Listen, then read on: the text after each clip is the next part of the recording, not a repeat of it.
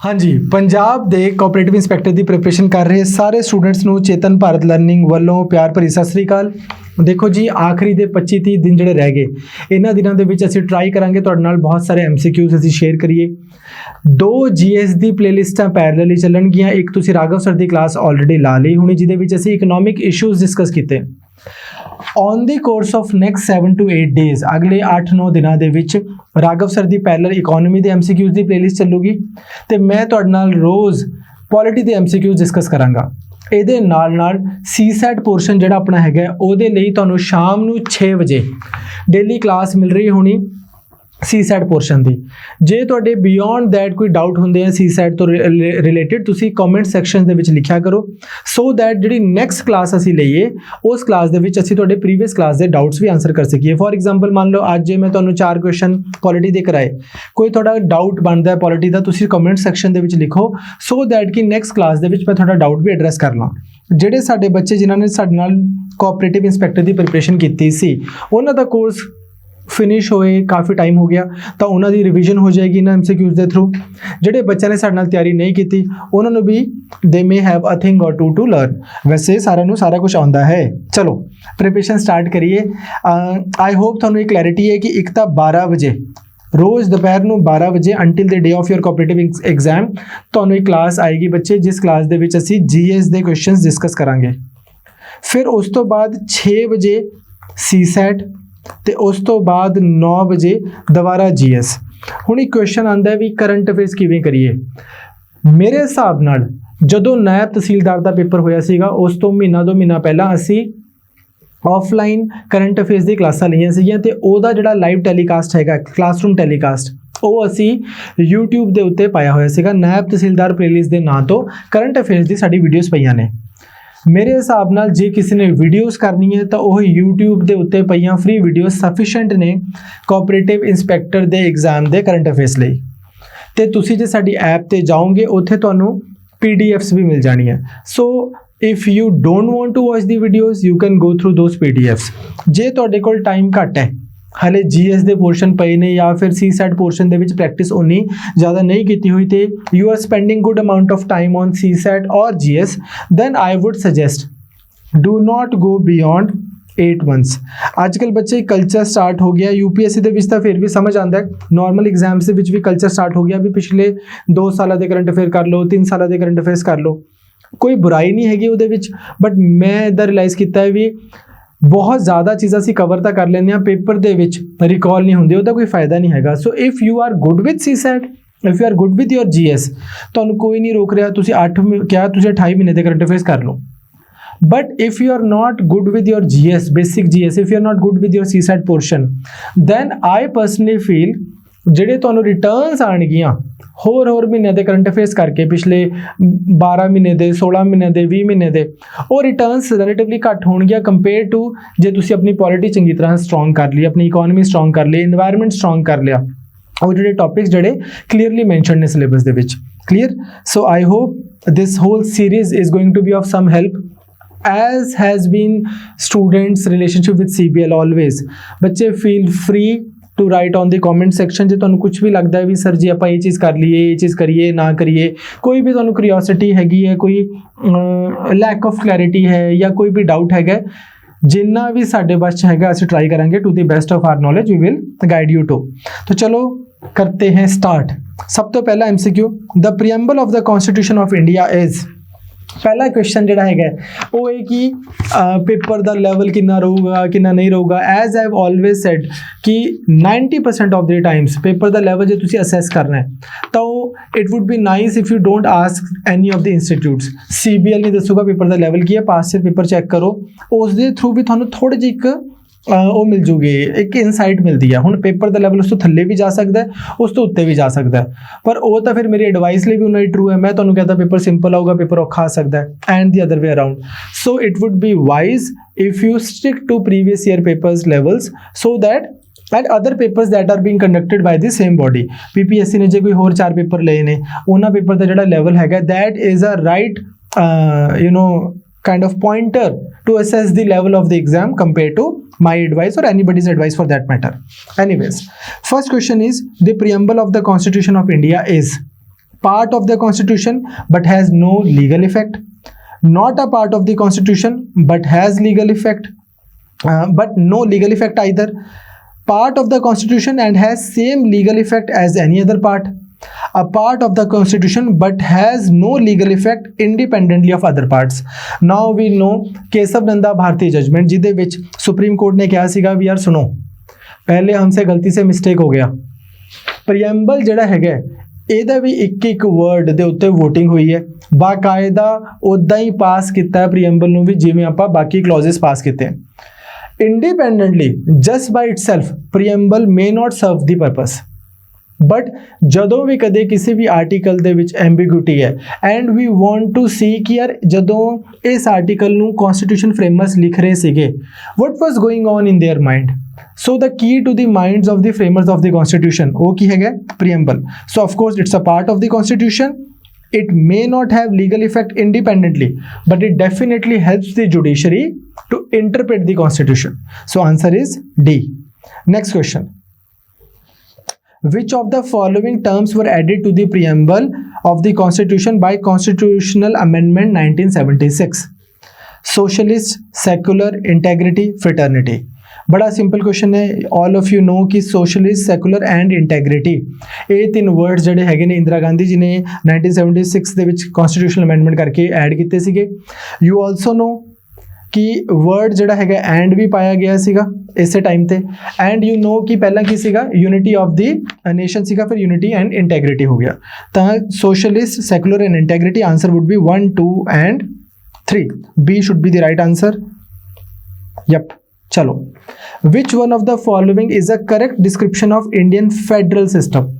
Federal system ਕੀ ਹੁੰਦਾ ਹੈ ਤੁਹਾਨੂੰ ਪਤਾ ਹੈ ਕਿ ਤਿੰਨ ਚੀਜ਼ਾਂ ਐਸੈਂਸ਼ੀਅਲ ਨੇ ਫੈਡਰਲ ਸਿਸਟਮ ਲਈ। ਪਹਿਲੀ ਕਿਹੜੀ ਹੈ, ਇੱਕ ਤਾਂ ਸੈਂਟਰ ਹੈਗਾ, ਸਟੇਟਸ ਹੈਗੀਆਂ ਨੇ, ਇਹਨਾਂ ਦੇ ਵਿੱਚ ਕਲੀਅਰ ਕੱਟ ਡਿਸਟਿੰਕਸ਼ਨ ਹੋਣੀ ਚਾਹੀਦੀ ਹੈ ਵੀ ਇਹ ਸੈਂਟਰ ਦੇ ਸਬਜੈਕਟਸ ਤੇ ਇਹ ਸਟੇਟ ਦੇ ਸਬਜੈਕਟ। ਦੂਜਾ ਚੀਜ਼ ਇਹ ਰਿਟਨ ਕਨਸਟੀਟਿਊਸ਼ਨ ਦੇ ਵਿੱਚ ਹੋਣੀ ਚਾਹੀਦੀ ਹੈ, ਇਹ ਨਹੀਂ ਵੀ ਮੂੰਹ ਜ਼ਬਾਨੀ ਡਿਸਕਸ ਕਰ ਲਿਆ, written constitution. And third, to honor this written constitution and to honor this clear cut distinction we must have independent judiciary. अगर ये तीन चीजें हैं तो फेडरल सिस्टम है। अब जितनी ज़्यादा आप पावर स्टेट्स को देते रहोगे उतना ज़्यादा फेडरल टिल्ट हो गया, जितनी ज़्यादा पावर आप सेंटर को रखांगे उतना ज़्यादा यूनिटरी टिल्ट हो गया।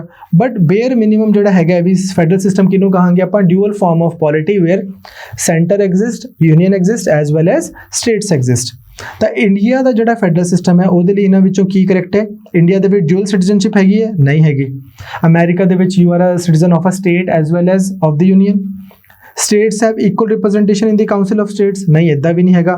ਸਾਡੇ ਇੱਥੇ ਰਾਜ ਸਭਾ ਦੇ ਵਿੱਚ depending on your population. Third, persons belonging to the all India services can be dismissed or removed by the states? ਨਹੀਂ, ਇੱਦਾਂ ਨਹੀਂ ਹੈਗਾ। CM ਸਾਹਿਬ IAS ਅਫਸਰਾਂ ਨੂੰ ਸਾਰਿਆਂ ਨੂੰ ਡਿਸਮਿਸ ਨਹੀਂ ਕਰ ਸਕਦੇ। Unlike in the USA, there is no dual system of court. ਇਹ ਹੈਗਾ ਆਪਣੇ ਇੰਡੀਆ ਦੇ ਵਿੱਚ ਇੱਕ ਸਿੰਗਲ ਇੰਟੀਗ੍ਰੇਟਿਡ ਜੁਡੀਸ਼ਰੀ ਹੈਗੀ ਹੈ, ਸਿੰਗਲ, ਕਿ ਸਭ ਤੋਂ ਥੱਲੇ ਸਬਆਰਡੀਨੇਟ ਕੋਰਟ, ਸਬਆਰਡੀਨੇਟ ਦੇ ਉੱਤੇ ਹਾਈ ਕੋਰਟ, ਹਾਈ ਕੋਰਟ ਤੋਂ ਉੱਤੇ supreme court, unlike USA. So yeah, answer is D. Next question. Arrange the following chronologically. 44th Amendment Act, Minerva Mills case, amendment to the preamble, Keshav Nanda Bharati case. हाँ जी, ਇਹਨਾਂ ਨੂੰ ਆਪਾਂ ਲਾਈਏ ਜਰਾ, ਅਰੇਂਜ ਕਰੀਏ। 44th Amendment Act 78, Minerva Mill 80, amendment to the preamble 76, Keshav Nanda Bharti 73। ਤਾਂ of course 4, 3, 1 and 2, 4, 3, 1 and 2 simple ਹੈ। B ਦਾ answer ਹੋ ਗਿਆ। 4, 3, 1 and 2, I beg your pardon, A the answer ਹੋ ਗਿਆ। ਜਦ ਮੈਂ ਮਾਰਕ ਠੀਕ ਕੀਤਾ ਸੀਗਾ, ਇਹੀ ਗਲਤੀਆਂ ਤੁਸੀਂ ਪੇਪਰ 'ਚ ਨਾ ਕਰਕੇ ਆਇਓ ਬਸ। Next, supreme court of India enunciated the doctrine of basic structure of the constitution, ਬੁਨਿਆਦੀ ਢਾਂਚਾ।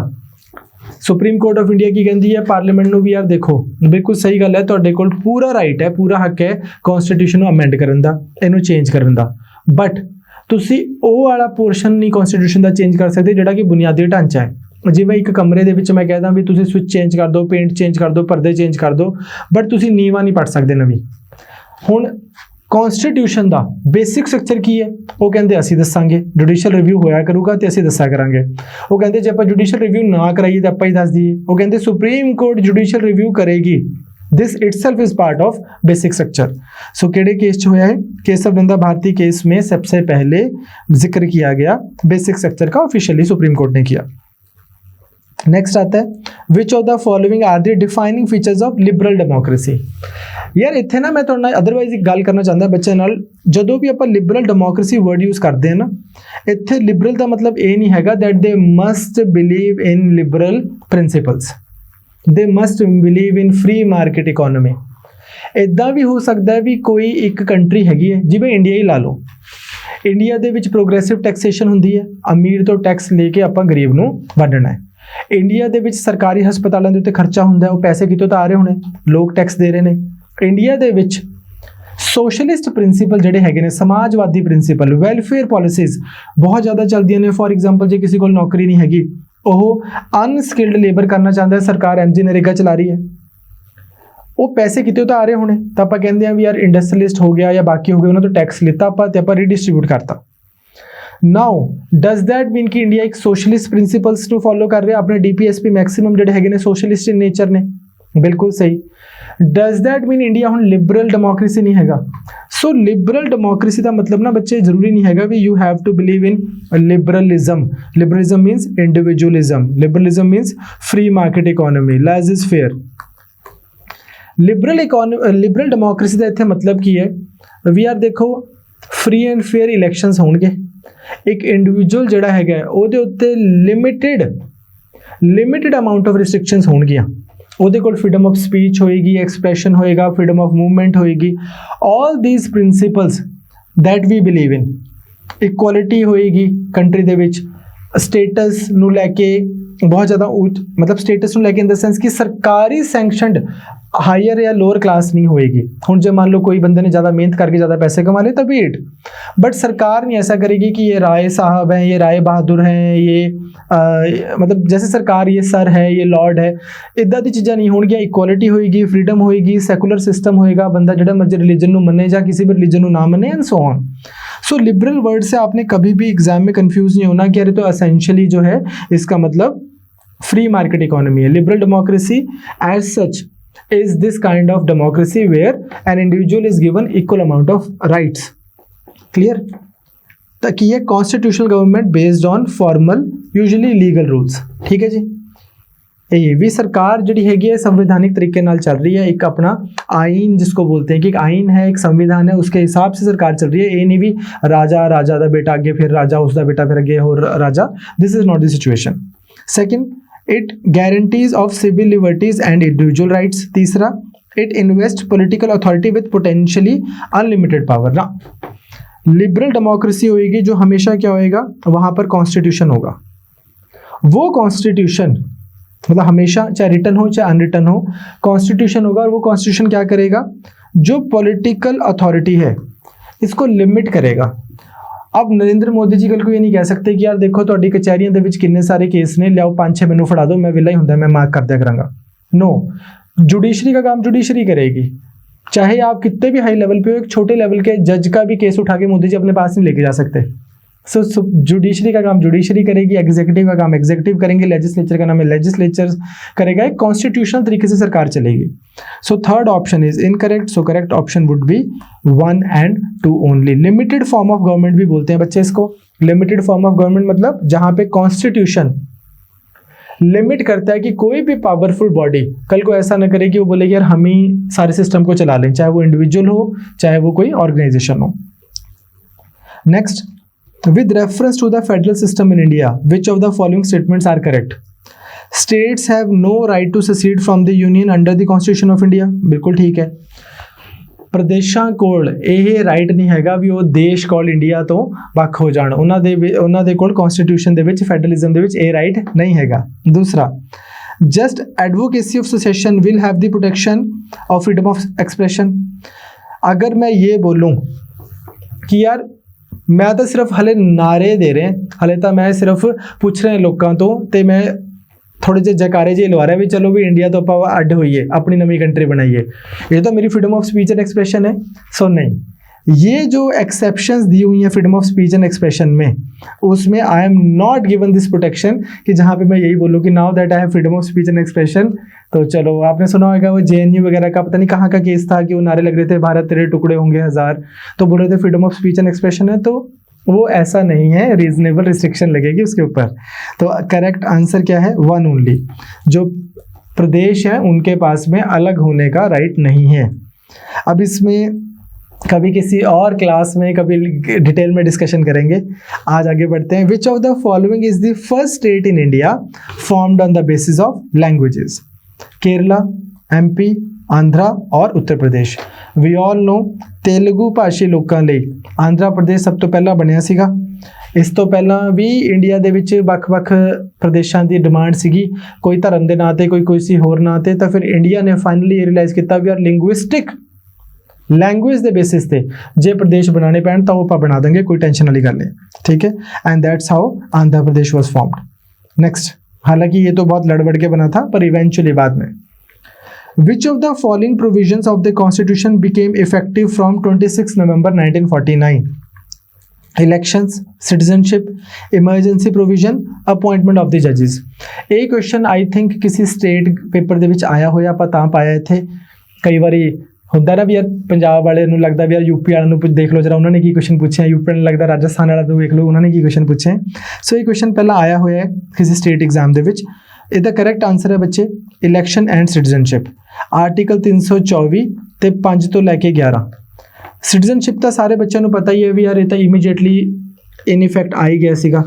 ਈਵਨ ਇਲੈਕਸ਼ਨਸ ਜਿਹੜੇ ਹੈਗੇ ਨੇ ਦੇ also came into effect on 26th of November 1949। Election बाद जो है कॉन्स्टिट्यूशन के हिसाब नाल, but these article came into existence। चले आगे, तो answer is 1 and 2। The mind of the makers of the Constitution of India is reflected in which of the following? We have already discussed this fact। Preamble, fundamental rights, DPSPs, fundamental duties। preamble का objective ही ये है, वे बोलते हैं कि अगर हमें ये नहीं समझ आ रहा ना, सुप्रीम कोर्ट देख रही है की लिखे है आर्टिकल 18 ਦੇ ਵਿੱਚ, ਕੀ ਲਿਖਿਆ ਆਰਟੀਕਲ 222 ਦੇ ਵਿੱਚ, ਉਹਨਾਂ ਨੂੰ ਇੰਟਰਪ੍ਰੀਟ ਕਰਨ ਦੇ ਵਿੱਚ ਕੋਈ ਇਨਸਪੀਰੇਸ਼ਨ ਚਾਹੀਦੀ ਹੈ।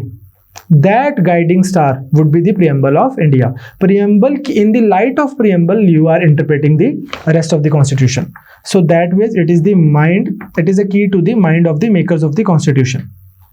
next, which one of the following objectives is not embodied in the preamble of the preamble to the constitution of India? ਕਿਹੜਾ ਇਹਦੇ ਵਿੱਚ objective preamble ਦੇ ਵਿੱਚ ਨਹੀਂ ਲਿਖਿਆ ਹੋਇਆ? preamble ਦਾ ਤੁਸੀਂ ਚੰਗੀ ਤਰ੍ਹਾਂ ਰੱਟਾ ਲਾ ਲੈਣਾ, ਇੱਕ ਇੱਕ ਵਰਡ ਤੁਹਾਨੂੰ ਆਉਣਾ ਚਾਹੀਦਾ ਹੈ। liberty of thought, liberty of expression, liberty of belief, all these three are given। economic liberty ਇਹ ਤਾਂ 1992 ਤੋਂ ਬਾਅਦ ਨਰਸਿਮਹਾ ਰਾਓ ਜੀ ਦੇ ਕੇ ਗਏ ਨੇ। ਉਸ ਤੋਂ ਪਹਿਲਾਂ ਐਜ਼ ਸੱਚ ਇੰਡੀਆ ਦੇ ਵਿੱਚ ਇਕਨੋਮਿਕ ਲਿਬਰਟੀ ਨਹੀਂ ਸੀਗੀ, ਸਰਕਾਰ ਦੱਸਦੀ ਹੁੰਦੀ ਸੀਗੀ ਲਾਇਸੈਂਸ ਰਾਜ, ਕੋਟਾ ਰਾਜ, ਸਰਕਾਰ ਦੱਸਦੀ ਸੀ what to produce, how much to produce, licence ਮਿਲਦੇ ਸੀਗੇ। Economic liberty the way you see India today, where ਸਰਕਾਰ ਕੁਝ ਗਿਣੇ ਚੁਣੇ ਬਿਜ਼ਨਸਿਸ ਦੇ ਵਿੱਚ ਕਹਿ ਦਿੰਦੀ ਹੈ ਵੀ ਯਾਰ ਪ੍ਰਾਈਵੇਟ ਬੰਦਾ ਨਹੀਂ ਕੰਮ ਕਰ ਸਕਦਾ, ਅਦਰਵਾਈਜ਼ ਹਰ ਕੰਮ ਆਲਮੋਸਟ ਹਰ ਕੰਮ ਪ੍ਰਾਈਵੇਟ ਬੰਦਾ ਕਰ ਸਕਦਾ। ਅੱਜ ਇਹ ਜਿਹੜਾ ਹੈ 1992 ਤੋਂ ਬਾਅਦ ਹੋਇਆ, ਉਸ ਤੋਂ ਪਹਿਲਾਂ ਆਪਣੇ ਕੋਲ ਇੰਨੀ ਇਕਨੋਮਿਕ ਲਿਬਰਟੀ ਨਹੀਂ ਸੀਗੀ। Having said that economic liberty as such directly is not mention in the preamble. ਚਲੋ next, which of the following features were borrowed by the Constitution of India from the British Constitution? हाँ जी, क्या लिया हमने British से? Rule of law, law making procedure, independence of judiciary, parliamentary system. ਇਹਦੇ ਵਿੱਚ ਜੇ ਤੁਸੀਂ ਐਲੀਮੀਨੇਸ਼ਨ ਤੋਂ ਵੀ ਕਰਨ ਦੀ ਕੋਸ਼ਿਸ਼ ਕਰੋ ਤਾਂ ਸਿੰਪਲ ਇੰਡੀਪੈਂਡੈਂਸ ਆਫ ਜੁਡੀਸ਼ਰੀ ਤਾਂ ਆਪਾਂ USA ਤੋਂ ਲਿੱਤਾ ਹੈ, this is not correct. Parliamentary system ਅਸੀਂ ਇਹਨਾਂ ਤੋਂ ਲਿੱਤਾ ਹੈ, फोर्थ पक्का करेक्ट है, तो ये भी ठीक है, ये नहीं ठीक। Rule of law, law making procedure and parliamentary system. Law जैसे इंग्लैंड में बनता है कि पहला एक हाउस ਦੇ ਵਿੱਚ ਬਿੱਲ ਆਊਗਾ, ਫਿਰ ਉਹ ਡਿਸਕਸ ਹੋਊਗਾ, ਫਿਰ ਉਹ ਦੂਜੇ ਹਾਊਸ ਦੇ ਵਿੱਚ ਜਾਊਗਾ, ਫਿਰ ਉੱਥੇ ਡਿਸਕਸ ਹੋਊਗਾ, ਇੱਦਾਂ ਹੀ ਆਪਣੀ ਕੰਟਰੀ 'ਚ ਵੀ ਬਣਦਾ ਹੈ। ਇੱਥੇ ਇੱਕ ਹੋਰ ਚੀਜ਼ ਆਉਂਦੀ ਹੈ ਲॉ ਮੇਕਿੰਗ ਪ੍ਰੋਸੀਜਰ ਦੇ ਨਾਲ ਨਾਲ, ਇੱਕ ਹੋਰ ਕਨਸੈਪਟ ਹੁੰਦਾ ਜਿਹਦਾ ਨਾਮ ਹੈ ਪ੍ਰੋਸੀਜਰ ਇਸਟੈਬਲਿਸ਼ਡ ਬਾਈ ਲॉ। ਜਦੋਂ ਅਸੀਂ ਫੰਡਾਮੈਂਟਲ ਰਾਈਟਸ ਤੋਂ ਰਿਲੇਟਡ MCQs ਕਰਾਂਗੇ ਉਦੋਂ ਮੈਂ ਤੁਹਾਨੂੰ ਇਹਦੇ ਉੱਤੇ ਵੀ MCQs ਕਰਾਵਾਂਗਾ। ਇਹ ਅਸੀਂ ਆਈ ਥਿੰਕ ਜਾਪਾਨ ਤੋਂ ਬੋਰੋ ਕੀਤਾ ਹੋਇਆ। ਜਾਪਾਨ ਦੇ ਵਿੱਚ ਪ੍ਰੋਸੀਜਰ ਐਸਟੈਬਲਿਸ਼ਡ ਬਾਈ ਲਾਅ ਬਹੁਤ ਸਟਰੋਂਗਲੀ ਚੱਲਦਾ ਹੈ। So anyways the correct answer would be 1, 2 and 4 which is answer number D. Next question, which of the following statements regarding Constituent Assembly are correct? Once again, like I am requesting you that please make sure कि ਜਦੋਂ ਤੁਸੀਂ paper attempt ਕਰ ਰਹੇ ਹੋਵੋਗੇ correct ਤੇ incorrect ਪੜਨ ਦੀ ਗਲਤੀ ਨਾ ਕਰਿਓ ਵੀ ਕਰੈਕਟ ਨੂੰ ਇਨਕਰੈਕਟ ਪੜਤਾ ਅੱਛਾ ਇਨਕਰੈਕਟ ਪੁੱਛਿਆ ਸੀ ਅੱਛਾ ਕਰੈਕਟ ਪੁੱਛਿਆ ਸੀਗਾ। ਇਹ ਇੰਨੀ ਕਾਮਨ ਐਰਰ ਹੈਗੀ ਹੈ ਵੀ ਜਦੋਂ ਅਸੀਂ ਪੜ੍ਹਾ ਰਹੇ ਹੁੰਦੇ ਹਾਂ ਆਫਟਰ ਆਲ ਥੀਸ ਈਅਰਸ ਇਸ ਟਾਈਮ ਵੀ MCQ ਕਰਾਉਂਦੇ ਹੋ ਸਕਦਾ ਹੈ ਇਸੇ ਵੀਡੀਓ ਦੇ ਵਿੱਚ ਮੇਰੇ ਤੋਂ ਇਹ ਗਲਤੀ ਹੋ ਜਾਏ ਇੱਕ ਵਾਰੀ। ਸੋ ਐਗਜ਼ਾਮ ਪ੍ਰੈਸ਼ਰ ਦੇ ਵਿੱਚ ਤਾਂ ਹੋਰ ਔਖਾ ਹੋ ਜਾਂਦਾ ਹੈ but that is the whole thing. ਤੁਹਾਡਾ ਉਸ ਦਿਨ ਇੱਕ ਨੰਬਰ ਇੰਪੋਰਟੈਂਟ ਹੈ, ਧਿਆਨ ਰੱਖਿਓ। ਪਹਿਲੀ ਚੀਜ਼, the assembly was elected indirectly by the member of provincial legislative assemblies. ਬਿਲਕੁਲ ਠੀਕ ਹੈ। ਜਿਹੜੀ ਆਪਣੀ ਕੌਂਸਟੀਟਿਊਂਟ ਅਸੈਂਬਲੀ ਸੀਗੀ ਇਹ ਕਿਵੇਂ ਇਲੈਕਟ ਹੋਈ ਸੀਗੀ? ਇੰਡੀਆ ਦੇ ਵਿੱਚ ਪ੍ਰੋਵਿੰਸ਼ੀਅਲ ਲੈਜਿਸਲੇਟਿਵ ਅਸੈਂਬਲੀਆਂ ਬਣੀਆਂ ਹੋਈਆਂ ਸੀਗੀਆਂ, ਲੋਕਾਂ ਨੇ ਉਹਨਾਂ ਨੂੰ ਚੁਣਿਆ, ਉਹਨਾਂ ਨੇ ਅੱਗੇ ਲੈਜਿਸਲੇਟਿਵ ਅਸੈਂਬਲੀ ਦੇ ਮੈਂਬਰ ਚੁਣ ਕੇ ਭੇਜਤੇ। Elections were held on the basis of universal adult franchise. Universal adult franchise ਦਾ ਮਤਲਬ ਕੀ ਹੁੰਦਾ ਵੀ ਸਾਰੇ ਬੰਦਿਆਂ ਨੂੰ ਵੋਟ ਪਾਉਣ ਦਾ ਰਾਈਟ ਹੈ। ਐਸਾ ਤਾਂ ਕੁਛ ਨਹੀਂ ਥਾ। ਯੂਨੀਵਰਸਲ ਐਡਲਟ ਫਰੈਂਚਾਈਜ਼ ਤਾਂ ਇੰਡੀਆ ਨੇ ਆਪਣਾ ਦੇਸ਼ ਬਣਨ ਤੋਂ ਬਾਅਦ ਆਪਾਂ ਦਈਏ ਸਾਰਿਆਂ ਨੂੰ। ਇਸ ਕਰਕੇ ਗਾਂਧੀ ਜੀ ਨੂੰ ਤੇ ਨਹਿਰੂ ਜੀ ਨੂੰ ਕੀ ਕਿਹਾ ਜਾਂਦਾ ਹੈ? Passionate Democrat. कि वो पर्सन जिसको अपना नाम तक नहीं पढ़ना आता, जिसको कुछ नहीं करना आता, बस वो एडल्ट है, 18+ है, इंडिया का सिटीजन है, उसको ये भी नहीं पढ़ना आ रहा कि वो वोट किसको डाल रहा है, इसलिए बोलते हैं कि चलो यार एक काम करो, चुनाव निशान ले आओ, एक सिंबल दे दो भी यार आला तो हाथी ते वोट पा दे, घोड़े ते वोट पा दे, गधे ते वोट पा दे, इस ते पंजे ते, कमल ते, इस ते उस ते। दैट वेज उस पर्सन को भी आप वोटिंग का राइट दे रहे हो, तो that is the amount of faith that our forefathers have shown in an Indian individual. So elections were held on universal adult franchise, no, that became after India got independence. This scheme of elections was laid down by the cabinet delegation. The distribution of seat was done on the basis of Mountbatten. ना भाई Mountbatten का तो इसमें ऐसा कुछ लेना देना नहीं था, तो आंसर हो गया इसका 1 and 3 to the best of my understanding. Yes, correct answer is D. Universal adult franchise नहीं था, माउंटबेटन प्लान नहीं था, ये दोनों चीजें 1 and 3 are correct. Next, the provision of 5th schedule and 6th schedule in the constitution of India are made in order to. तो आपको पता है पहले शेड्यूल में क्या दिया हुआ है? इंडिया की जितनी भी स्टेट्स हैं सबके नाम, टेरिटरीज। दूसरे शेड्यूल में क्या दिया हुआ है? सैलरीज। तीसरे में ओथ। चौथे में राज्यसभा में किस किस प्रदेश की, किस किस स्टेट की कितनी कितनी सीट्स होंगी वो। 5th और 6th शेड्यूल में क्या दिया हुआ है? Scheduled tribes. 6th में 4 स्टेट्स के बारे में दिया हुआ है, ATMM। ATMM कौन सी 4 स्टेट्स है आप मेरे को बताना कमेंट में ज़रूर। तो ये 6th शेड्यूल में है, बाकी सारे 5th शेड्यूल में। तो protect the interest of scheduled tribes ये दिता हुआ है, बिल्कुल ठीक है। तो इस करके बाउंड्री ऑफ बिटवीन स्टेट्स नहीं दिता हुआ, powers and authority of panchayat नहीं दिता, एंड बॉर्डर स्टेट्स की प्रोटेक्शन लिए कोई हो जाए एज सच इंडिपेंडेंट आर्टिकल या शेड्यूल नहीं हैगा। तो correct answer would B A. Question number 15, a constitutional government is the one which places effective restriction on individual liberty। बिल्कुल ठीक है कि इंडिविजुअल लिबर्टी के उत्ते रिस्ट्रिक्शन तो पाती है constitutional government. For example, I have all the freedoms in article 19 but they are all subject to some conditions. Freedom of speech and expression हैगी है, बट पब्लिक प्लेस से खड़ के गाड़ा नहीं कड्डी जानी, या फिर देश की इंटैग्रिटी दे अगेंस्ट स्टेटमेंट्स नहीं देनियां। places effective restriction on individual liberty in the interest of state authority, ना not in the interest of state authority. मैं आपको एग्जांपल बताता हूँ कि अब मेरे पास में फ्रीडम है, मैं देश में कहीं पे भी रहूँ, पर मैं जाके बोलूँ कि जी मैं तो जड़ावास के बीच में जाके रहूँगा, या मैं तो जहाँ पे इंडिया का न्यूक्लियर प्लांट है मैं तो उसके साथ में जाके रहूँगा, मेरा एक घर बनाओ यहाँ पे, तो सरकार बोलेगी ना कि भाई यहाँ तुम रह सकते हो, यहाँ तुम नहीं रह सकते। तो मैं बोलूँ मेरे पास तो लिबर्टी है, तो सरकार बोलेगी लिबर्टी है, बट हर एक लिबर्टी जो है liberty is coming with a reasonable restriction. वो रीजनेबल रिस्ट्रिक्शन क्यों लगाई है? ताकि हमारी कंट्री जो है कॉन्स्टिट्यूशन के हिसाब से चले, इसलिए नहीं लगाई कि ताकि सरकार की अथॉरिटी बनी रहे। तो पहली स्टेटमेंट तो मेरे को इनकरेक्ट लग रही है। दूसरा, constitutional government is the one which places effective restriction on the authority of the state in the interest of individual liberty, ये सही है। सरकार बना ली, सब लोगों ने मिलकर इतनी बड़ी सरकार बना दी, भाई सरकार ही इंडिविजुअल्स को ना मारने लग जाए, इसके लिए गवर्नमेंट के ऊपर भी रिस्ट्रिक्शन है। फॉर एग्जांपल आर्टिकल 20, 21 आप देखोगे कि सरकार can not take anybody's life and liberty without the procedure establish by law. सरकार क्या नहीं कर सकती, बिना अरेस्ट वारंट के किसी को उठा के ले गए हैं तो जल्दी से मजिस्ट्रेट के पास पेश करना है 24 घंटे के अंदर अंदर। इस तरह की जो चीज़ें कॉन्स्टिट्यूशन में दी हुई हैं, ये क्यों दी हैं? सो दैट एक इंडिविजुअल पर्सन की लिबर्टी जो है वो इंटैक्ट रहे। तो इसका आंसर क्या होगा? B only, to the best of my understanding. Yes. Next, with reference to Article 1 of the Indian Constitution, consider the following statements. Union of India includes the state, while territory of India includes state, UT and acquired territory. ये तो ठीक है। India has no right to conquer or subjugate a foreign territory. यार अब इस चीज़ में ना, आप मेरी एक बात समझना, आर्टिकल नंबर जो 1 है इसमें लिखा हुआ है कि इंडिया की टेरिटरी कौन सी होगी, यूनियन हो, वो जो स्टेट्स होंगी, यूटीज होगी, और एनी एरिया दैट इंडिया में एक्वायर। अब अगर इंडिया कल को कोई एरिया एक्वायर करता है तो वो इंडिया की टेरिटरी हो जाएगा, पर इसका मतलब ये नहीं है कि इंडिया को ना आर्टिकल 1 लाइसेंस दे रहा है कि जाओ भाई पूरी दुनिया में जाके टेरिटरीज एक्वायर करो। दुनिया में बाकी कोई एरिया एक्वायर होगा या नहीं होगा वो तो इंटरनेशनल लॉज के हिसाब से ही होगा। तो इंडिया के पास ऐसा भी नहीं है कि कोई राइट ही नहीं है कि आप जाके एक्वायर कर ही नहीं सकते। इंडिया ने एक्वायर किया तो है गोवा, पुडुचेरी, और कितना एरिया इस तरह से एक्वायर किया है, कल को और भी कोई एरिया इंडिया एक्वायर कर सकता है। तो ऐसा भी नहीं है कि इंडिया के पास राइट ही नहीं है कि और किसी कंट्री को हम कंकर नहीं कर सकते, या फिर हालांकि यहाँ पे सब्जेक्ट बहुत वो रखें, यहाँ पे आप एक काम करो, कंकर और सब्जुगेट की जगह एक्वायर करो। ऐसा भी नहीं है कि इंडिया एक्वायर नहीं कर सकता। आप कंकर और सब्जुगेट ना थोड़े अच्छे वर्ड्स नहीं लग रहे मेरे को, तो ऐसा भी नहीं कि इंडिया एक्वायर नहीं कर सकता, बट इसका मतलब ये भी नहीं है कि क्योंकि आर्टिकल 1 में लिखा हुआ है तो इंडिया को लाइसेंस मिल गया, क्योंकि पूरी दुनिया इंडिया के कॉन्स्टिट्यूशन के हिसाब से थोड़ी चल रही है, वो तो इंटरनेशनल लॉज के हिसाब से ही चलेगी।